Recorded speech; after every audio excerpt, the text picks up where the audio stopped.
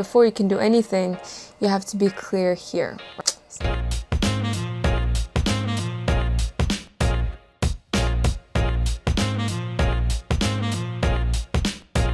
So, as you can see, I'm very passionate when it comes to mental and spiritual health.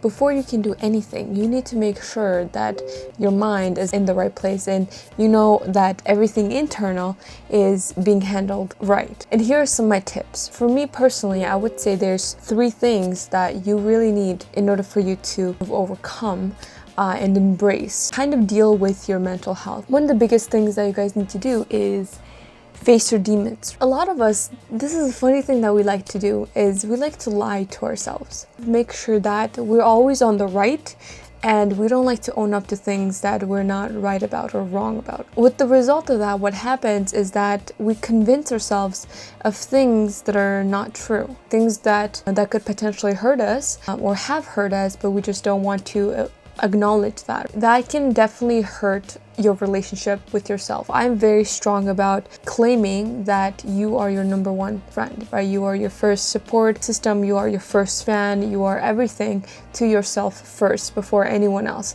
And the reason for that is because if you really think about it, how long have you been with yourself versus everyone else who's been with you? You know everything. You know when you've been sad, you know when you've been happy, you know everything that you've encountered in your life and you remember all of it, right? Versus people who come into your life, they come into your life at different stages, right? Today you might be a happy person, tomorrow you might be a very sad person. You could meet 2 different people who's going to think of you 2 different ways because of how they met you, and all of a sudden they're forming their own impressions, they have opinions about you, right? They have an opinion about your character. Who are they? Who are they to say anything about you? And the way we can deal with your demons is, 1, defining who they are. Who are your demons? Like, what are you lying to yourself about? Write it down on paper. Journal it. So people do diaries. That's a great way. You could do video diaries. You could just write things down whenever you're feeling some sort of way. You could exercise. You could meditate. There's so many ways to bring those feelings to the surface where you're actually addressing what's going on. The second step is actually overcoming them. And the way we're going to overcome them is by repeating affirmations. And affirmations are, I believe, one of the most vital pieces of any spiritual and mental process. And you probably heard this a lot, right? Where you have to tell yourself some sort of message. In the future, you're going to kind of become that, whatever it is that you say. Some of you may think this is cheesy, this is something that's been said before and again and again and again, but do you understand how important this truly is? Let's really think about it. Your brain is a computer. It has so much data that it runs 24/7. There's some vital pieces or vital keys that it takes in that is priority over everything else, right? Your 5 senses. You know, what you see, what you smell, taste, hear, and touch, right? What you say to yourself is also key information. Your brain is going to listen to what you're saying.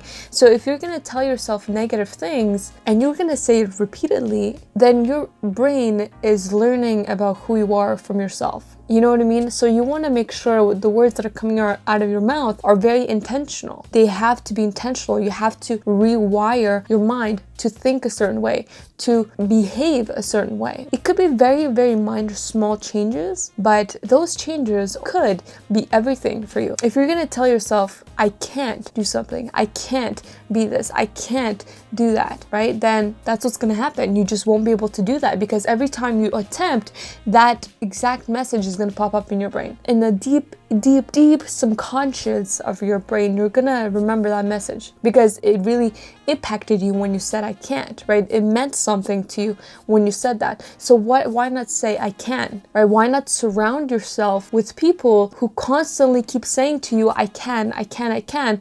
Don't you think over the course of time, your brain is just going to adapt to that environment, right? Your brain is just going to adapt to that verbiage and it's going to try to find ways to incorporate that message into your life, right? If you say I can, if you say I'm able, right? Why not? Why can't I, right? These messages are going to tell your brain you have potential like everyone else, right? You can do these things. This isn't something special, right? And you shouldn't be looking at everyone else to validate what you can and can't do. do. So a lot of these things, a lot of these feelings, it also comes from competence. So we do need to educate ourselves and not rely on other people to educate us, right?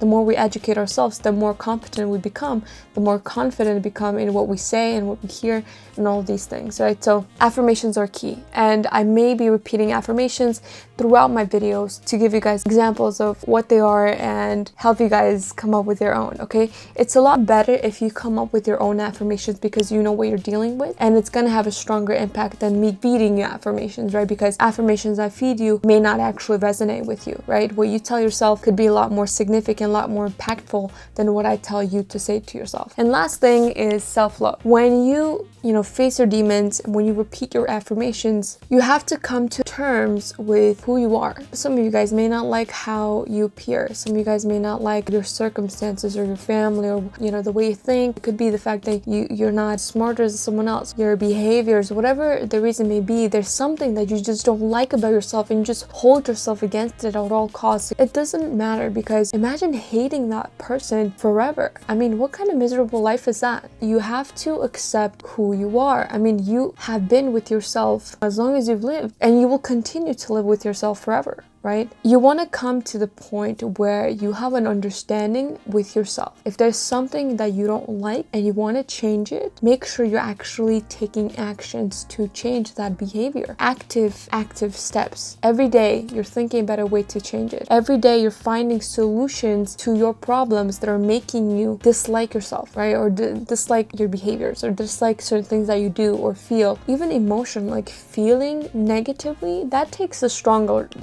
toll, right? Because now it's like all over your body and you just feel nasty. Why not feel happy? Why not feel grateful? Why not choose to feel happy? Why not choose to be grateful, even though you're in the circumstances that doesn't really cater to that?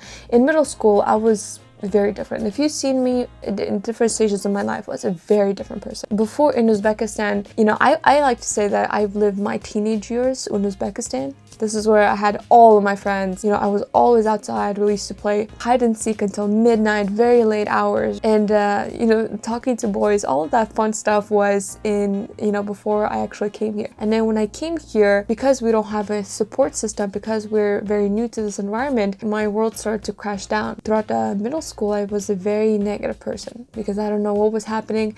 I couldn't change anything. People were affecting me. My environment was affecting me. My family was affecting me. The internet was affecting me because I was very new to this. I don't think I was exposed to computer until like late middle school. I don't know how to maneuver it, you know what I mean? And it's been very difficult. Like, it's been super hard. And I was going through a lot of shit. I used to ask myself, because I used to always hear this message of be positive or be happy. And I'm like, how am I supposed to be that way when my circumstances are not creating that, right? And you have to understand, it's not the responsibility of the environment, your family, or anyone else to create that for you. No one's gonna do it for you, okay? No one's gonna say, oh, let me create you a positive environment. Even though now there's a lot of people who are taking initiative to spread that message, no one's actually gonna do it for you, right?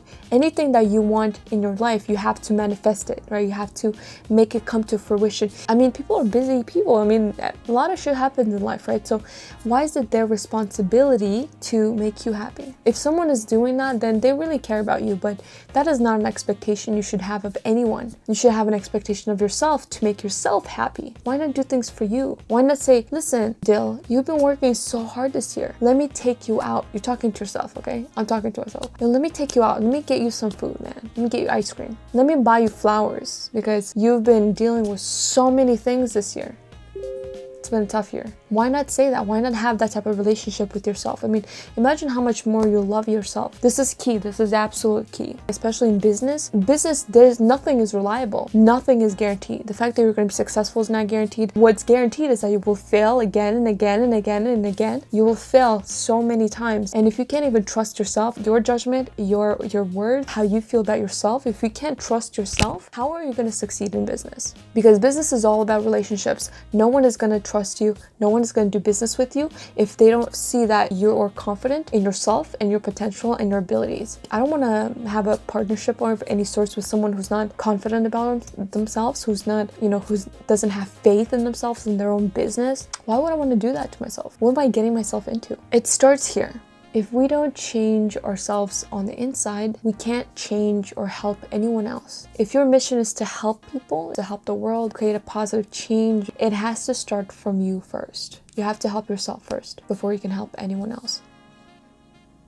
And that's the message that I used to want to be in denial about. But no, it's true. You can't help anyone else if you're in a bad position, right? Even in finances, how are you supposed to support someone else financially if you can't support yourself financially? People like to give away money that they don't have. That's only solving a temporary problem. So that's it for today. If this message resonated with you, make sure to drop a like, subscribe, turn on the bell so you know exactly when I'm uploading. So upcoming projects. So my project right now is to grow my channel, right? That's going to be my YouTube project. So I'm going to share with you guys activities that I'm doing. What is it that I'm doing to promote that message, right? And I'm also going to try to come up with a way for me to engage with you guys.